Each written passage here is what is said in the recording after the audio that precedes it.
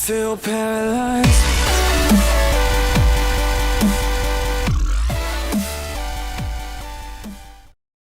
Hey guys, Real COD Gaming here. I'd like to thank you for stopping by and checking out my video here on the unboxing of the AKG P220. If we have to be honest, I did unbox it already, but I put everything back the exact way it came, so you can kind of, this is more of the what's in the box and what it's going to look like when you get it, if you decide to get it. And I love AKG products. I've used them before. I've used the C3000 and a Perception 420.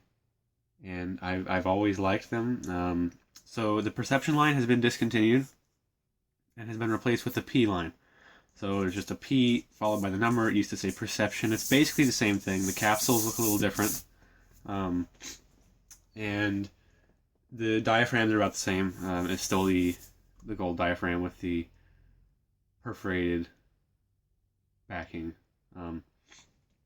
So the difference between this and the 420, which I believe is the next one up, the 420 has switchable polar patterns, which, if you don't know how microphones work, a polar pattern is the area around the microphone in which it picks up, and I can show you an example of that in the manual. But this, you can see this one says cardioid polar pattern right here. So this one only has one polar pattern.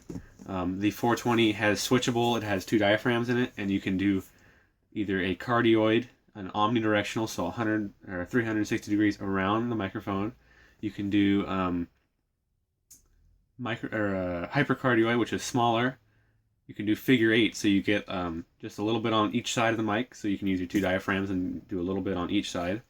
And I figured I don't really need that for the extra $100 you spend for that. The diaphragms are the same. All it is you're getting another diaphragm and a selector, so you can change that, and I didn't think I needed that. So this was what I asked for from my family members for Christmas, and this is what I got, and I'm very thankful to them. So let's take a quick look at what's on the box. On the front here, the box is pretty straightforward. You have a picture of the microphone, the AKG logo, the model number, and condenser microphone, large diaphragm, true condenser microphone for project studios and stage applications. So basically that's just them marking it.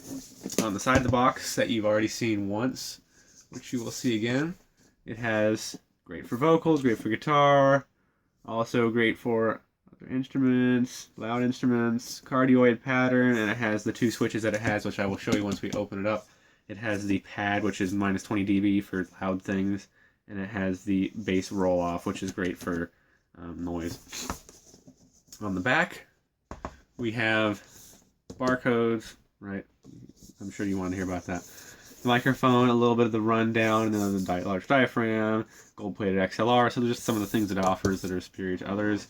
The product highlights, the technical specifications, has the dimensions, sensitivity, frequency response, and all this stuff is great stuff, which I don't think you really care about a whole lot.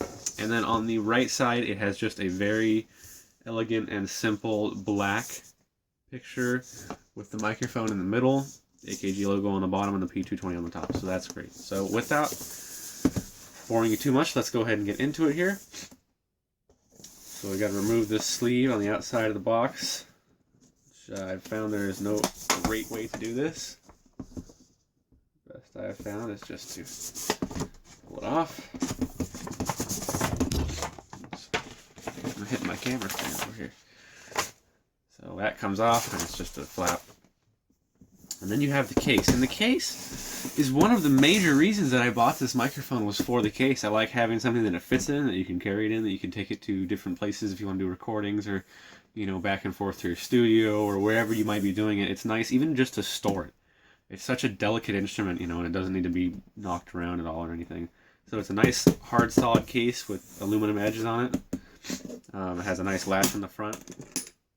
So you open the latch, and you have your microphone and your shock mount. And now, when you get this from the factory, they'll be on plastic, but I, have discarded the plastic. So here's the microphone itself. It is heavy. Probably weighs about 1.5 pounds, 2 pounds. So you can see the diaphragm is in here, right? If you know how the condenser microphone works, I don't need to explain this to you. We have the AKG logo on the front, the P220, the model number. It says AKG. You have your switch here. This is the bass roll off, so it takes the bottom end and rolls it off. This is great if you're recording in an environment with an AC or some kind of a low pitch just hum, this will take that out. On this side is the 20 dB pad switch, which allows you to take 20 dB off if you're recording instruments that are really loud and you just cannot get it quiet enough for your interface, your recording interface, or your DAC, or converter to convert XLR to digital. If this is just too hot, or even for your mixing console, whatever it may be, you just hit that switch. It'll bring you down 20 dB, so you have a better room to work with when you're working with loud instruments. It's a very nice construction. It's black with silver, and I believe you can also get these with the silver body, but this one is black. I prefer the black. On the top, it's just mesh. On the bottom, you have our screw for the mount. You have the gold-plated XLR, which is great. And you probably can't see it, but very faintly in the back, it just has the designed in Austria, made in China. It has all the little things right here. I bet you can't see those on camera. I can barely see them in person, but they're there on the back side of the microphone. So let's set this aside. I do also like the fact that it sits itself. You can kind of set it, I wouldn't leave it because it's very prone to tipping, but so I'm going to leave it over there for right now. Also in the box comes a Spyder shock mount, which, again, great thing to have with this microphone, another reason I bought it. So this is basically an inner capsule. And here, I'll even show you how to take these apart. Some people look at it and go, whoa, that's impossible to take apart. You unclip one of the strings from the top. It's really not that hard. It's such an ingenious design. And this may also help you if you ever need to relace it. You unhook the ones from the bottom. And so here's what you have. Here's the inner capsule that the actual microphone screws into. So there's actually threads on this here. Threads on the bottom of the microphone. Screw this in. Many condenser microphones have this. I'm just kind of going over this for maybe those of you who are watching this video, want to get this microphone and don't know a whole lot about condenser microphones and want to use it for YouTube recording or anything like that. So this screws in, so you can see this is not going anywhere. This microphone is not coming out of this mount. And then this gets suspended inside the outer one. And you see these are like rubber bands, or like the girls would know them as hair bands. They're like stretchy elastic things. And actually it comes in the box underneath the Spyder. That's most likely going to be an ugly cut there because my camera stopped recording for some unknown reason. Basically I said that there is one included in the box, and then relace this. All you do is you put one on each one on the top, one on each one on the bottom.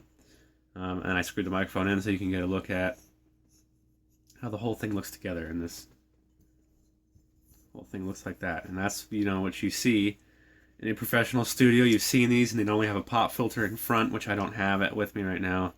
And so these go on your microphone stand. And that's it. That is the whole package right there.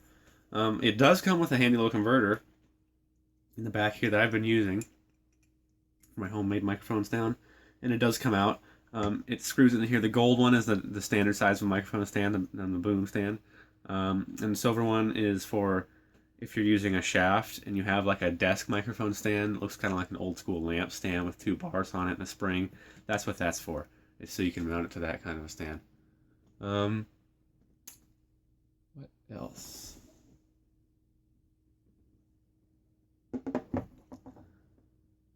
That's about it. I'm going to get back inside. Hey guys, I've moved back over to my computer here, and I'm using the P220 right now to record this audio, so this is going to be a little bit of an audio test. In the picture you can see the AKG P220 in its shock mount plugged in on a little piece of angle aluminum that I had lying around, and I'm just using that as a stand. And you can also see my homemade pop filter made out of an old nylon and some actually steel welding rod, which I'll do a video on that. I've seen some other people out there using embroidery rings, which is a great idea. This is just my take. It's what I had lying around and figured I would make work, so I didn't have to make a trip to the store. It's so far a great microphone, and this is kind of your audio test, like I had said. I don't know if I had mentioned that before, but I'm not speaking very loud. I'm speaking sort of soft. There's other people in the house, and I just don't want to bother them right now. Now, either you are seeing or you will be seeing soon my recording interface. It's a PreSonus Audio Box 44 VSL, and it is a great audio box. and recording interface. I suggest anybody who is going to do this type of thing and wants to record instruments or anything, look into that. It has phantom power. It has 4 channels with main outs and 1, 2, 3, 4 out.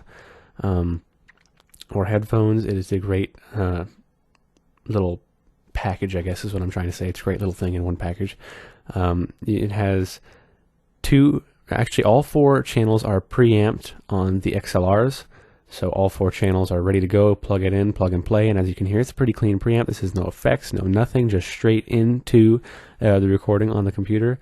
I'm not sure if you can make it out on the picture, but the left 2 1/4 inches, they're combo jacks, XLR 1/4 inch. The left 2 1/4 inches are pre-amplified for something like a guitar, acoustic guitar, or something that comes in non-amplified, and the right 2 are line inputs. So it really gives you a lot of flexibility to do stereo recording or mono recording using either instruments or line inputs. So this is a really great all-around feature. It does have MIDI on the back, which me and a lot of other audio guys joke and laugh about MIDI. I've never actually seen it get used in a real performing or recording situation, but it has it. If you'd like to use it, I'm just mostly acoustic and real instruments. I don't, I do a whole lot with electronics, so I don't know a lot about that and can't speak about that. But I thank you for checking out my video. If you've watched this far, thank you so much. I would really appreciate a like. A subscribe would be excellent. If you want to just drop a comment, say, hey, I liked the video, that's also great. It's good to see those things. Soon I'm going to make some more videos, and until then, stay tuned.